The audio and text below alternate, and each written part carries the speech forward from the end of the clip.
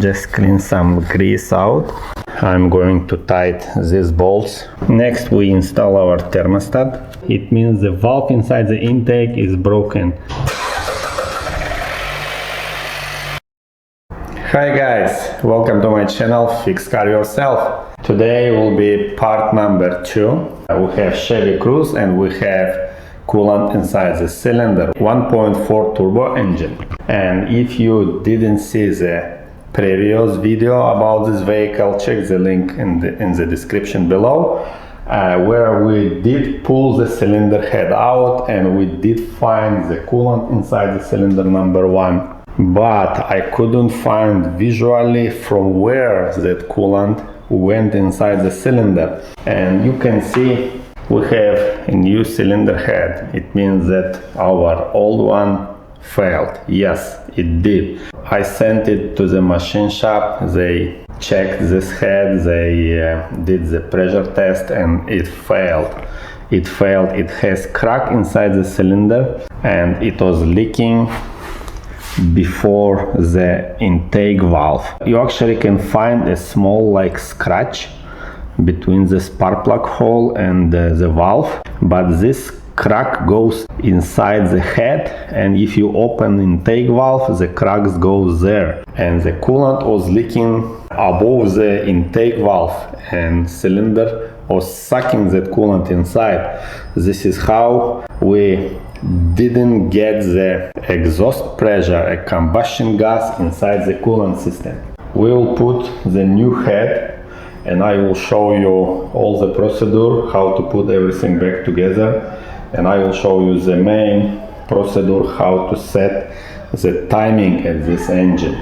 We have everything. We have new gasket, we have new cylinder head bolts, and we are ready to put everything back together. Let's start it. And yes, I forgot one main advice, guys. This is actually second time we pull this cylinder head out, and first time we didn't find anything visual and we did put it back together. Never do it like this. If you don't see exactly burned space, burned area, and you are not sure from where that coolant went inside the cylinder, always send it to the machine shop and make pressure test. This is how you will be sure that your head is not cracked and you will not spend time and you will not do the job twice.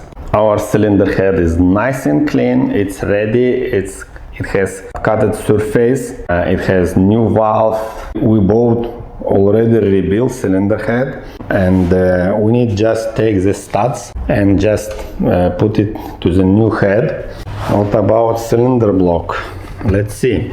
We clean all our surface. I also clean the top side of the pistons to take away all that dirt. Also I blow and clean all our cylinder head bolts thread which goes inside the cylinder block, because it might has inside some coolant or oil, and always try to clean it, blow all that oil which might stay inside the bolt hole where is the thread. When everything is cleaned, now we clean our gasket which stay between the cylinder head and cover, and we will use some silicone at this area from where coolant goes inside the cylinder head. This line goes to our water pump. First I'm going to clean, wipe it with degreaser and use some silicone from both sides to seal this place, because we do not change this gasket. This gasket goes all the way till the bottom side. We don't take the cover. This is why we will use some silicone. Also I will use some silicone at this corner just to seal it right. I also inspect our cylinder wall just in case. I turn engine 180 degree and inspect cylinder number 1 and 4, and after turn it again 180 degree and I'm ready to put the head. We wipe the surface, just clean some grease out. Here we go. I did transfer the studs, exhaust studs, and I also tied the attentioner, and I'm ready to throw it in. Here we go. I put some silicone around this hole like I showed before. Now we're ready to throw the head.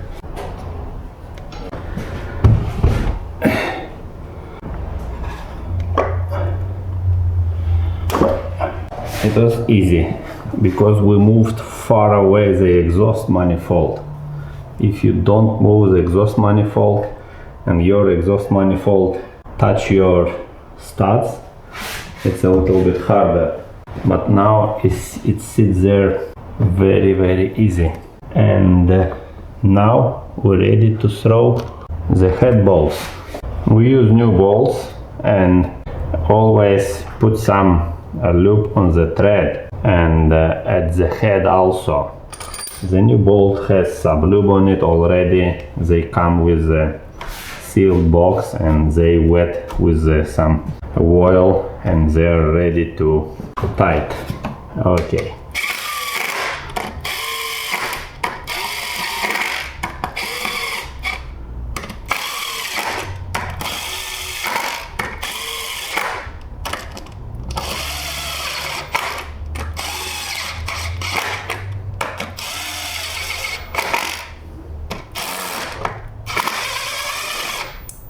The manual says the torque specs is step number 1 26 pound, and after that step number 2 is 180 degree. Some manual says that there are 3 steps. Second is 90 degree and third is again 90 degree.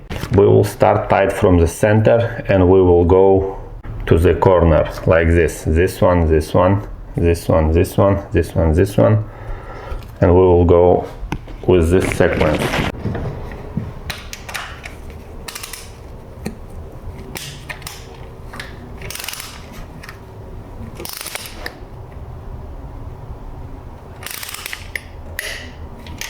Until it clicks. When it clicks, we just stop.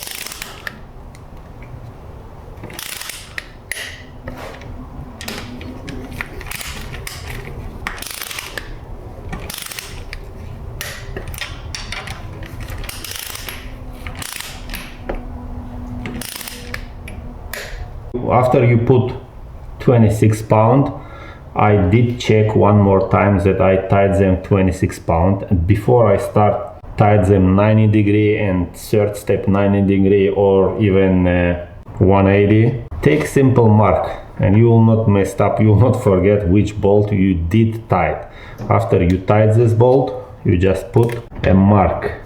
This is how you will not mess up and you will know which bolt you did tight and which not.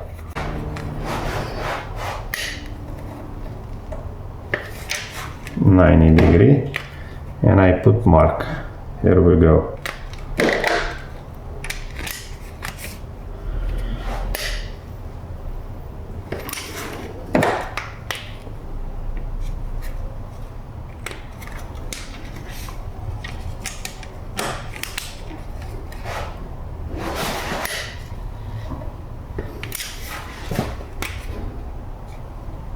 I did tight all our head bolts. I did 26 pound, and after I did 3 steps. Second step's 90 degree and third step is 90 degree. And now I'm going to tight these bolts which tied our cover to the head. These 3 bolts, this bolts which goes through the water pump, and these bolts from these sides.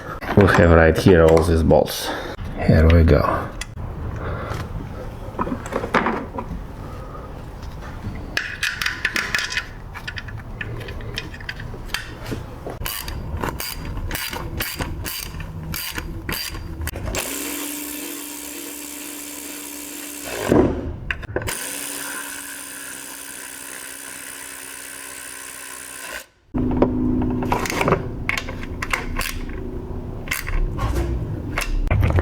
To set timing, we are going to use this special toolkit, and we are going to put this pin to the bottom hole. There is a plug, and we use this pin. We open that plug and just slide that pin, and we will hold the crankshaft and top dead center cylinder number 1. After that, we install this tool at this groove at the camshafts, and this tool will hold our camshaft in the right position. This is how we align the crankshaft and camshaft. Between the camshaft and gear we have no keyway, and this is why we use special tool to hold it in right position. Our chain is still loose because our tensioner is in closed position right now, and chain is loose. No worries about chain now. Next we are going to install our bolts which hold our gears, and I'm going to show how to align this camshaft sensor sprocket also, because it has just one position and you can make a mistake. Next I'm installing this tool instead of this plastic gate, and this tool will hold our sprocket tight. How I will show you now. Our sprocket moves and we need to do this side. The chain must be tight. This side must be tight. This is drive side, and this side we have the hydraulic tensioner, and to keep this side tight we use this special tool. Okay, we have Allen socket bolt right here, and I use screwdriver and I just raise this things up. Here we go, like this. It's too tight. Let me lose a little bit more. No, I need to jump it one piece down. I did jump one piece down, and now I can tighten it. I use screwdriver.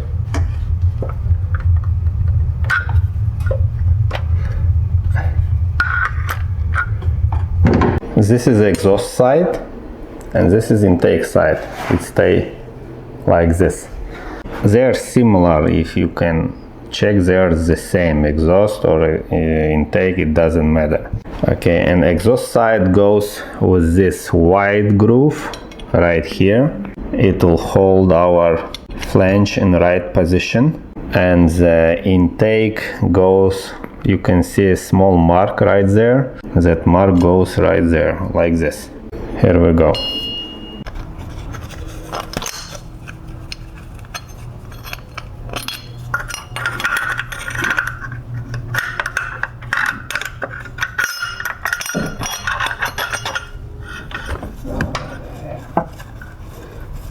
We are going just slightly tight the bolts, just to keep our gears straight, and after we will adjust them. Just tighten with finger.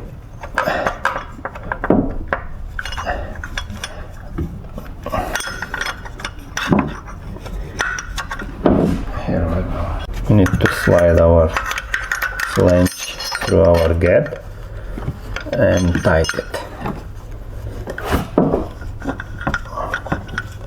Now I'm going to tighten this tool. Our gears spin on the camshafts. To hold them, we need to tighten this tool. I use screwdriver and just make it tight like this.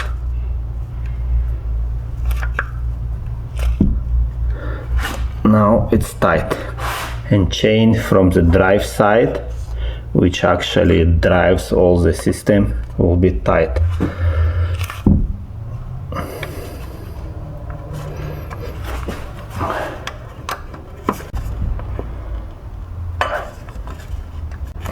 There we go. And now, after we will put final tight at the camshaft gears, they will not move anywhere, because while tightening they might spin with our bolt together, because bolt will be trying to spin the gear. This is why we use this tool, which actually holds the gears tight. And this side, the chain now, it's perfectly tight. You can see it's tight, and when we tight the camshaft bolt, they will not spin, they will not go anywhere. Now we are going to install our tool which holds the camshaft sensor gear, because it has also a specific position, and I did align them already right here and right here. You can see it sits straight there, and we tied these 3 bolts.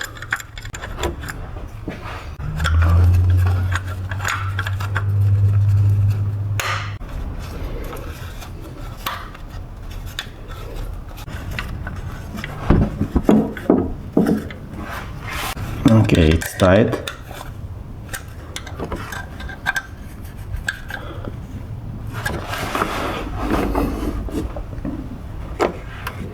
I did tight our tool which hold our sprocket, and we did install another tool which hold our sprocket which goes to the camshaft sensors. And now we're ready to tight bolt. Some manuals say the 15 pound, and after 90 degrees some manuals say just torque them between 58 and 70 pound. I'm going to torque them 60 pound and it will be fine. I do hold the camshaft with the open wrench. We have spot right here. Just do not put some pressure on the camshaft tool, because you can bend it. Just, just hold it and tighten it.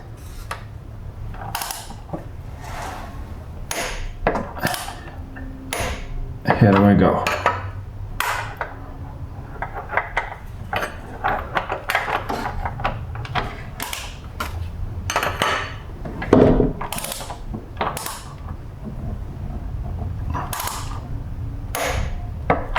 That's it, all done. After we tight our camshaft, we can remove our tools, and after that we must turn engine several times. Just make sure everything is fine and it's aligned properly, nothing goofy going on, valve hitting to the piston. Just remove the old tool and turn engine at least 2 or 3 times.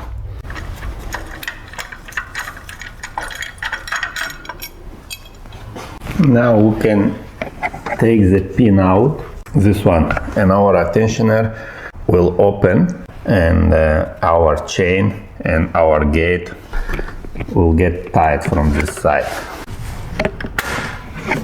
Here we go. I've got all the tool out, and now we spin the engine 2 or 3 times. Make sure everything works fine. We put our plug. Here we go. Next we connect our heater hose and put the clamp on.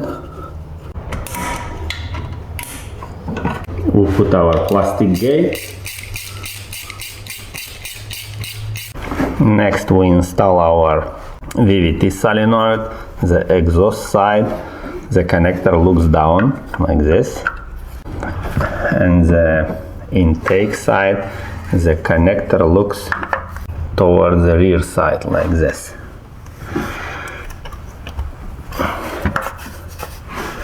Here we go. Install cam sensors.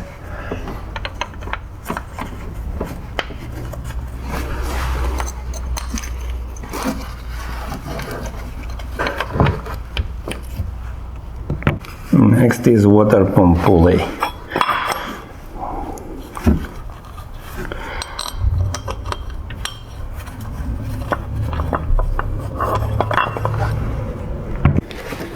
Okay, now we're ready to slide our exhaust manifold back. I did put the gasket already, and now I'm going to slide it back Here we go.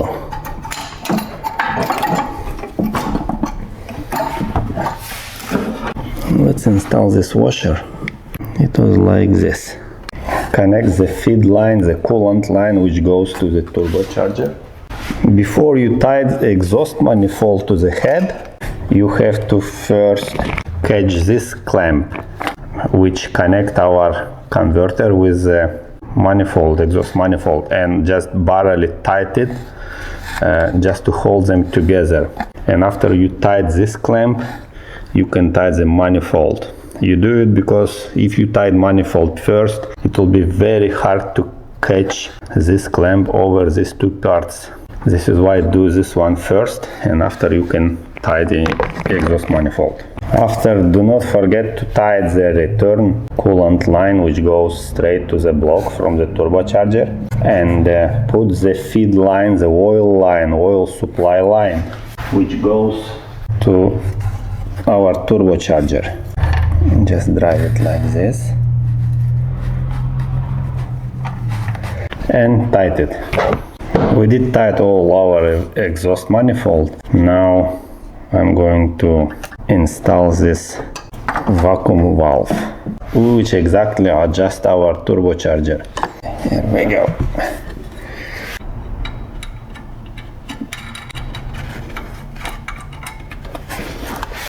I take my gloves out because this small clip which hold our shaft, I don't feel with gloves and I don't wanna lose it. Here we go. I just pushed it on and it hold our shaft. Here we go, ready. Now I can connect the valve line, and I can put the shield after I check one more time if I tight everything. Now I can put the heat shield over this one.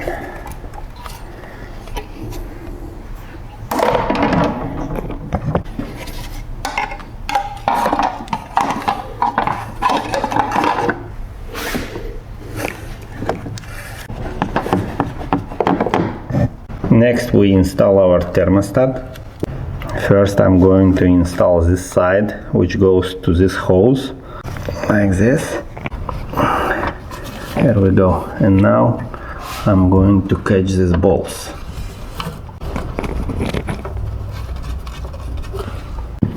Next we are going to install the belt. Just use the torque socket and open the tensioner like this.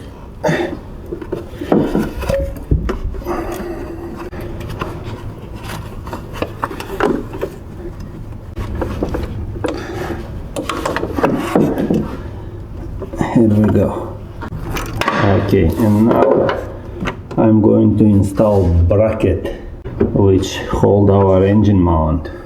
You should remember that this bracket goes with these two lower bolts together, because if you install the bracket you have no room there to slide the bolts in. You have room for this upper one but not for lower one. This is why I slide them together like this. It's a little bit tricky things. We need to find the position how to slide them first. I'm going to take bolts for right now, just to drop bracket down. I'm going to turn bracket a little bit to slide bolts in. Here we go. Okay, I got it in.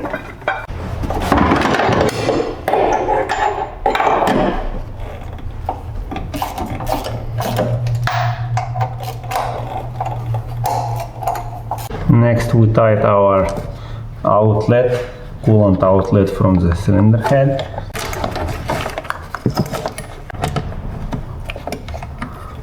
Next is the intake goes back.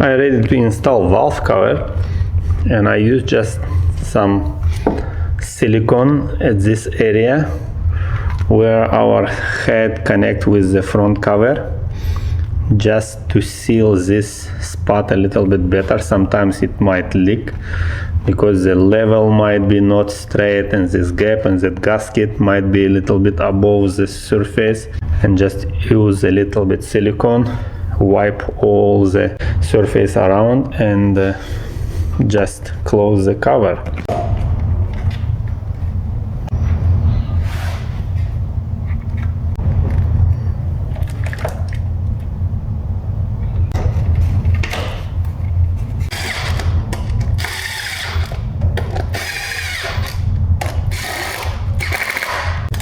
Try to not over tight this cover, because this is simple plastic, and if you over tight it, you will break this plastic or bend it, and it will start leak oil in the future. This is why just barely tight it, and you will feel until it reaches the bottom. That's it. I'm going to connect all our connectors and set all the wire harness. Here we go. Connect all the sensors.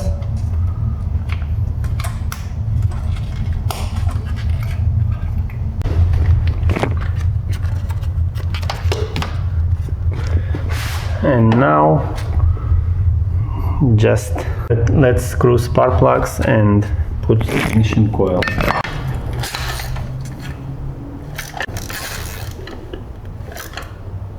Briefing hose. Very common problem with this briefing hose, not exactly with briefing hose, but with intake manifold. It has a valve inside, and if that valve gets broken, and we have vacuum right here, and we have vacuum inside the engine block also, and when turbochargers start makes pressure, flow some air, we flow the air not just inside the intake, we flow the air inside the engine, and we create pressure inside the engine also. This is why this engine, very common issue, it leaks oil all around the valve cover gasket, and people cannot understand what's going on. They put new cover, new gasket, and it still leaks oil. This is why check this line. When you start the engine, if this line there's vacuum present, it means the valve inside the intake is broken, and you must replace intake manifold. And the last thing, the filter box, air filter box.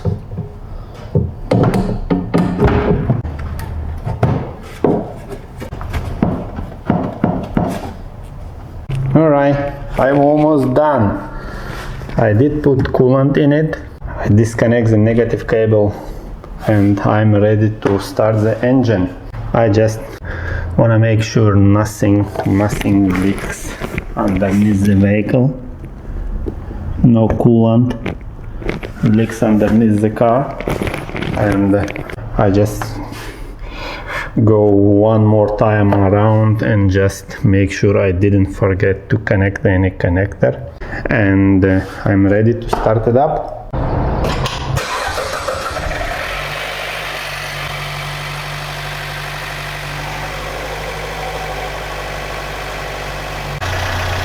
You heard some noise from the beginning. Our chain was not tight because the hydraulic tensioner was not full with oil. There was no oil pressure, and until the oil comes to the hydraulic tensioner, you might hear that rattling noise, but after 3-5 seconds it fills with oil, gets the chain tight, and it's gone. Now it works fine. Alright guys, I've done this. I finished this work, and now I will start it up again and let it run, warm it up. I will go drive it maybe 50-100 miles, and I will check if there is no coolant leak anywhere, no oil leak anywhere. And after that, around after 100 miles, I will pull the spark plugs out and I will check it one more time if there is no coolant present anymore. I hope this video was useful for you and you learned something, how to set the timing, how to do the job, and you will be able to do it yourself after watching this video. Subscribe my channel and write some comment below. Thank you. I wish you good luck, guys, and see you in next video. Bye.